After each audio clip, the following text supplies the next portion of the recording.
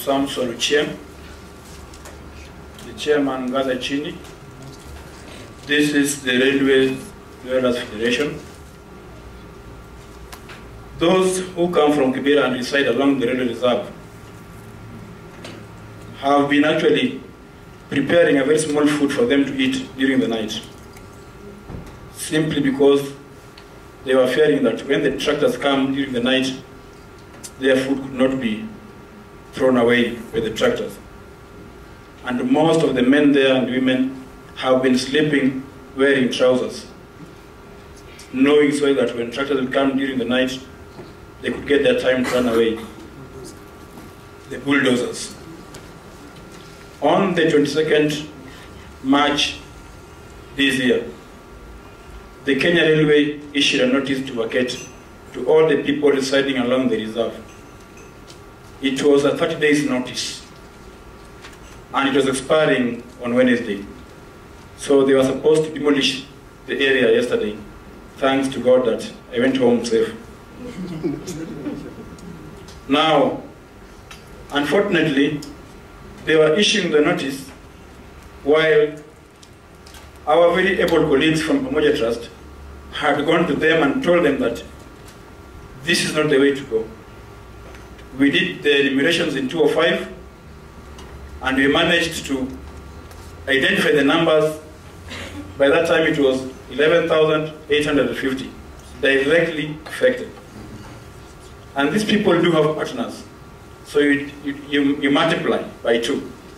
It comes to more than 22,000 people. And in Kiberra, people are counterproductive. Every household, 5 kids, the minimum.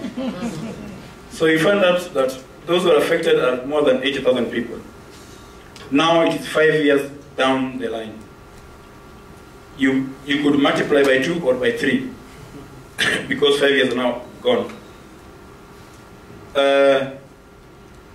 Then the Kenyan Railway went ahead and issued a notice, while Pamoja Trust had actually come again to us and told us it is important to conduct another enumerations so that you can know after 5 years what has happened. I am happy to say that we did conclude the enumerations 2-3 days ago, and it was a very successful one. In the past, we've been negotiating with the Kenyan Railways. We tried to negotiate after the relocation action plan. The first one was prepared by Pamoja Trust. It was a nice one, except for about 50%, which was touching the human life. We sat down and said, we have a counter proposal for you people.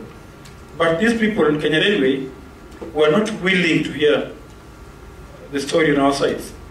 So we've been pushing each other for the 5 years, and at the end of it, they agreed to work with us in their committee.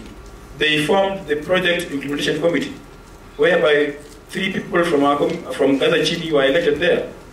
But they were only called there for only 3 sittings. Then the light was switched off to our members. Surely, it has been a long struggle. So this time round, after the enumerations, they again organized for another meeting. And they were trying to tell us that the time for eviction is actually coming soon. People were asking, I'm happy people went there in a big number. They were being asked, how can you plan to evict people while Pamoja Trust is coming up with a relocation action plan? So let's wait and see what Pamoja Trust will come up with as a relocation action plan.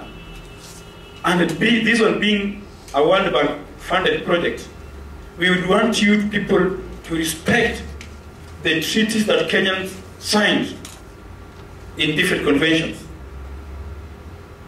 Up to now, because they were supposed to start the eviction yesterday, I think they are now feeling the heat from the ground. I want to say that even yesterday when the ministers were here, they were saying openly here that they can do anything they want to do, you run to court, but when you come back, whatever they wanted to do has been done. This has been our fear. They can say tomorrow to evict us, and as we go to court, they have done it. In 2004, we had an injunction in court. But themselves, Kenyan Railway, requested out-of-court settlement. We went out, and that's where the Pamoja Trust and ourselves came up with the relocation action plan. This time round, that other day we were talking about 5.2 meters being the safety zone and 4.8 meters being the footpath. That was 10 meters on this side and 10 meters on the other side. This time round, they are changing their goalpost. They are saying they want the entire 30 meters on the other sides. So you're asking, where will these people go to? And in this regard, I must appreciate the work that has been done by the civil society, the coalition. This time round, they came up together and said, no, the government is coming too fast. Under the leadership of Pamoja Trust, the leadership of Haki Jamii, Core, who are here, and there are so many, they said, no, we must work together as a team and to ensure that justice is found here. And therefore, I would want to urge those who are here, believing that tomorrow some of you will be coming to Kiberra and to see the real reserve. And because we have an area who are still finalizing their enumerations, kindly, as you go back, wherever you're coming from, whether it's Ghana, India, and the rest of the world, kindly pray with us, because we are in a dilemma. This eviction, if conducted, will cause joblessness to our people, will be a major source of insecurity. In Kiberra, over 80,000 people will evict them. This will be an insecurity.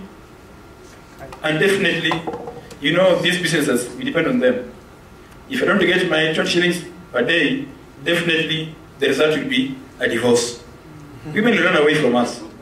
And this is a fact.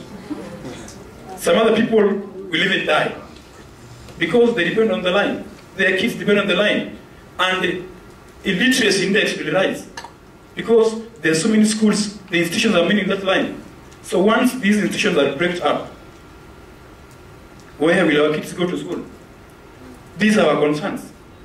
And we want you, as the friends of the urban poor, to continue asking Pamoja Trust to help us so that they may not run away from us. Because if they run away from us, then the process will be as good as gone. And as well the coalition who we are working together.